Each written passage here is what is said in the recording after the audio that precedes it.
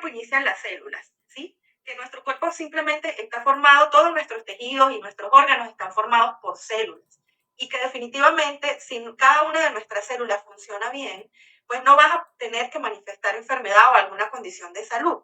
El problema empieza es cuando precisamente viene el deterioro de las células.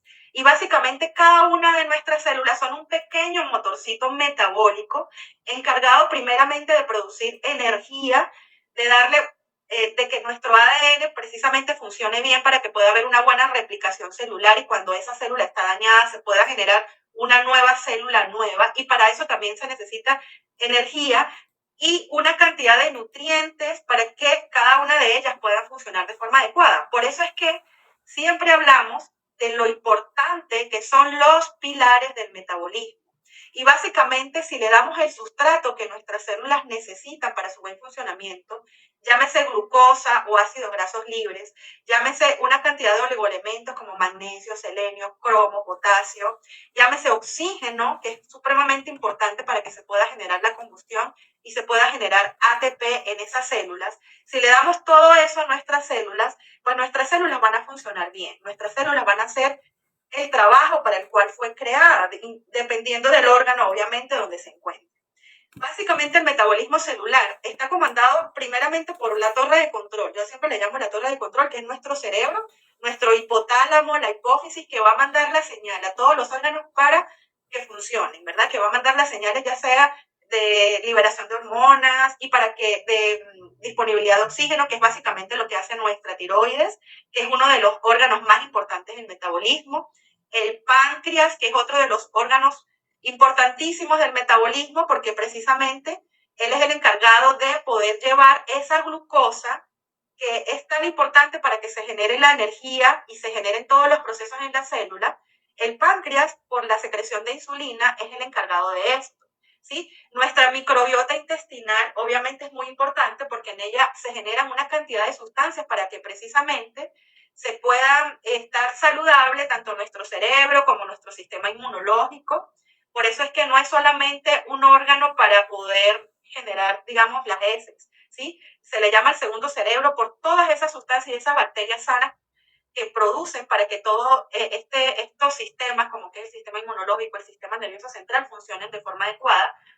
Y nuestro hígado, obviamente, es el principal órgano metabólico. Ahí se producen una cantidad de sustancias, se sintetizan, pero también se metabolizan otra cantidad de sustancias para que sirvan de forma de desecho. Entonces, dentro de los pilares del metabolismo tenemos la nutrición, que es crucial, ¿sí? Para que podamos darle todos esos elementos a la célula. El ejercicio, porque a través del ejercicio desintoxicamos, relajamos el sistema nervioso central. La hidratación es demasiado importante porque todas nuestras células tienen agua adentro y afuera, y nuestro organismo, nuestro cuerpo es 70% agua, ¿sí? El descanso, si no hay descanso, no hay reparación a nivel celular, no hay desintoxicación y por eso es muy importante. Y obviamente, cuando no tenemos buenos hábitos en todos estos aspectos, estresamos nuestras células. El estrés no es solamente el estrés emocional, que definitivamente sí afecta, porque cuando hay estrés emocional hay liberación de cortisol, hay inflamación, y todo esto va a producir una distorsión a nivel del sistema endocrino, a nivel de las hormonas, y entre eso obviamente va a ser también el páncreas, la tiroides que se afecta muchísimo, y todos los de, digamos, estos órganos de los cuales he estado hablando. Pero también estreso mis células cuando no como bien, cuando no me nutro bien, cuando no llevo todos esos elementos importantes para que se genere energía y mi ADN esté funcionando bien y se genere todas esas sustancias en las células, cuando no tomo agua, cuando no hago ejercicio, cuando soy sedentario, definitivamente voy a acelerar el proceso de daño de mis células. Y hablando inicialmente, ¿por qué nos enfermamos? Miren, voy a hablar de estilo de vida, voy a hablar, porque obviamente en las enfermedades pues están las enfermedades de origen genético, pero me voy a enfocar básicamente en cuando dañamos nuestro metabolismo celular por un mal estilo de vida, por tener malos hábitos. Y de los principales hábitos, y de hecho es la columna vertebral de lo que es los pilares del metabolismo, que es la nutrición, el gran problema es cuando le damos a nuestro organismo alimentos que tienen índices glucémicos elevados, es decir, alimentos que estimulan mucho el páncreas, que hace picos de insulina, que el páncreas libera insulina, baja la insulina, picos y valles, y llámese a esto azúcares, harinas, carbohidratos, sobre todo carbohidratos complejos, carbohidratos procesados, dulces, grasas inflamatorias, los jugos de frutas. ¿Por qué? Porque, bueno, ellos son muy cargados de fructosa y definitivamente la fruta, que es un alimento muy bueno porque tiene minerales y vitaminas, cuando lo hacemos en jugo, prevalece la fructosa de esa fruta. Y entonces ahí va directo al páncreas a estimularlo, obviamente, pero además al hígado, a hacer hígado graso, ¿sí? Y obviamente ni hablar de los alimentos procesados, hamburguesas, las comidas rápidas, grasas trans, gaseosas, o sea, eso deben estar de último en nuestra cadena alimentaria. O sea, definitivamente nuestra pirámide de alimentación debería estar de última opción o casi nunca consumirlos. Entonces, como les mencionaba antes, tenemos nuestra torre de control. ¿Y qué es lo que pasa? Que cuando nuestro cerebro detecta que hay baja energía en el organismo, simplemente le dice, dice, necesito comer, ¿verdad? ¿Y quién les da la orden de eso? La leptina. La leptina es una hormona que se secreta en el tejido adiposo y ella dice, hey, hay que comer porque falta energía en mi cuerpo, ¿sí? Entonces, ¿qué pasa? Comemos y de una vez esto va al páncreas y el páncreas dice, hey, se elevó demasiado el azúcar en la sangre, tengo que liberar insulina para poder guardar esa energía, metabolismo es igual a energía, la tengo que llevar a las células para que se procesen, para que se produzca energía a nivel de las células y se empieza a crear y a fabricar tejidos. Por eso es que el tema del ejercicio y el sacar músculo es muy importante para esa relación metabólica, ¿sí? Pero ¿qué pasa? Si todo el tiempo estoy estimulando mi páncreas, llega un punto donde hay resistencia a la insulina no puede hacer ese trabajo, empieza a subir glucosa en sangre, la grelina, que es la que debe decir la grelina es la que dice da hambre y la leptina, que es la que debe decir, hey, deja de comer, empieza también la resistencia a la leptina, ¿sí? La grelina se produce en el estómago y es la que me dice debo comer y la leptina es la que me debe decir para de comer. Pero cuando hay resistencia a la insulina, esta relación de estas tres hormonas se desbalancea y simplemente la leptina no vuelve a mandar la señal o la manda muy poquito al cerebro de que no comas. Y es por eso que se genera la adicción alimentaria. La adicción alimentaria no es algo de que la persona de verdad quiera hacerlo, quiera comer o quiera estar todo el tiempo, sino que su organismo le pide, porque la energía no está entrando a las células.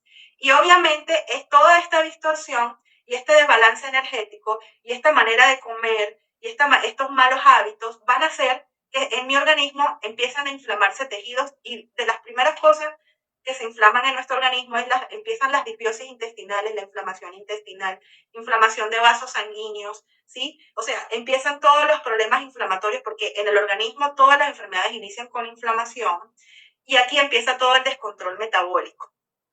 Y vemos esto, síndrome metabólico. Síndrome metabólico es un conjunto de condiciones, ¿sí? Que unidas se le conoce como síndrome metabólico. Una de las primeras cosas, ya yo les dije, ¿qué pasa con esa energía que no entra a las células, que no entra a las células musculares?